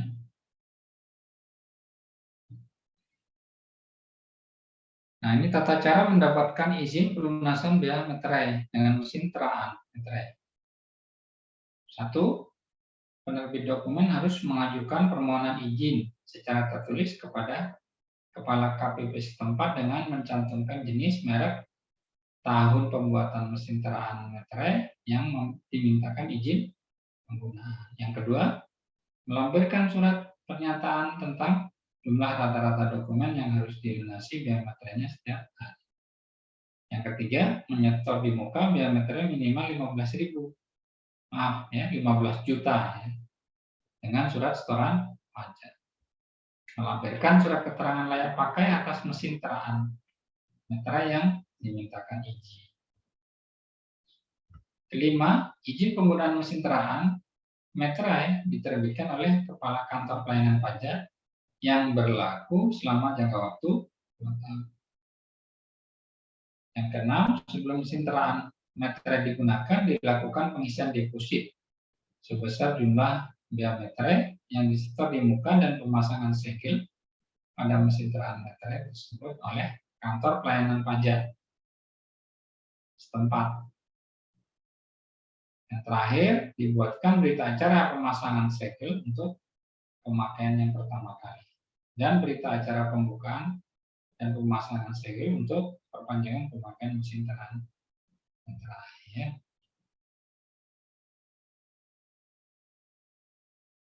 Tata cara mendapatkan izin pelunasan biaya materai dengan teknologi percetakan. Nah, pelunasan biaya materai dengan teknologi percetakan hanya untuk cek, biliet giro, dan efek. Ya. Ini 1, penerbit dokumen menyetor di muka biaya materai ke kas negara sebesar jumlah dokumen yang harus dilunasi biaya materai.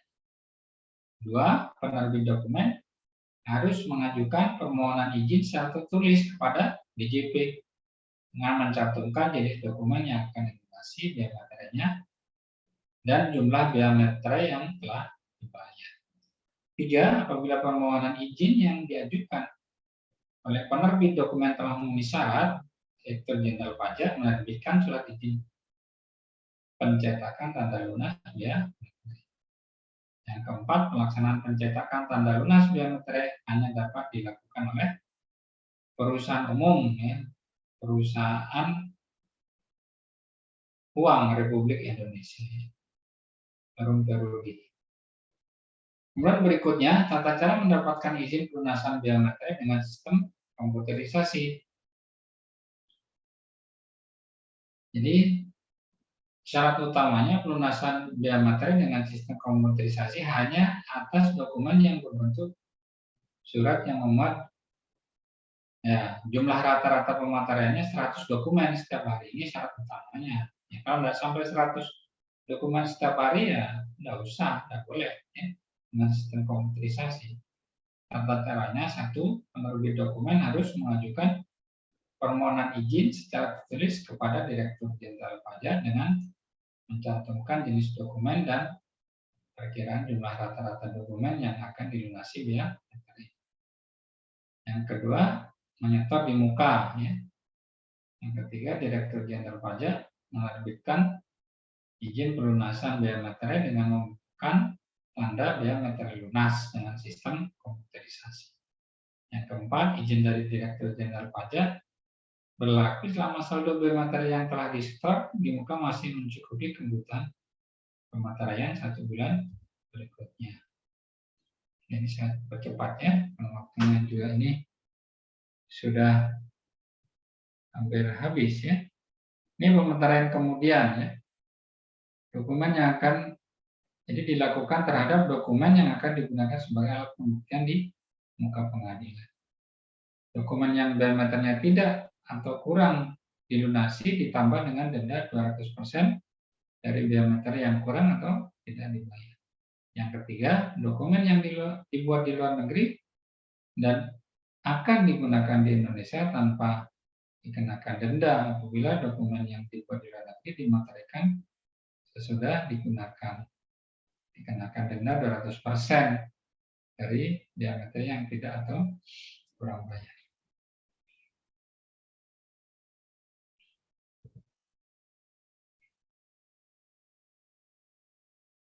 Kemudian denda administrasi ya, dokumen yang terutang diameternya tapi diameternya tidak atau kurang dilunasi dikenakan denda 200% ya. Cara pelunasan diameter yang terutang berikut dendanya dilakukan dengan cara pemeteraian kemudian.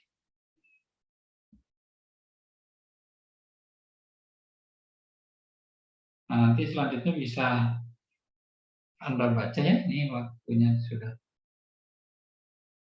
hampir habis ya. Silakan kalau ada pertanyaan. Ini daluarsa bea materai itu 5 tahun ya. Contohnya ini PT BPR Banten Sejahtera menerbitkan dokumen bermaterai pada tanggal 18 Juni 2019. Maka bea materai atas dokumen tersebut adalah 18 Juni 2022. Ini ketentuan pidana. Sanksinya ya, itu sesuai KUHP. Ini barang siapa meniru dan memalsukan bea materai ya. Ya, ini nanti bisa Anda baca ya semua. Ini tinggal dikit. Ini ketentuan pidananya. Jadi di sanksinya itu dipidana dengan penjara selama-lamanya 7 tahun untuk tindak pidana kejahatan. Dengan sengaja menggunakan cara pelunasan bea materai atas dokumen tanpa izin dari Menteri Keuangan. Baik ya, karena waktunya sudah habis ya. Terima kasih atas perhatiannya. Jadi ini terakhir ya. Besok berarti ujian ya. Ujian PBB, BPTB dan bea materai ya. Ya, soalnya kurang lebih sama ya dengan contoh-contoh gitu ya yang pelajari. Semoga sukses, nilainya bagus semuanya ya. Amin. Amin, Mbak.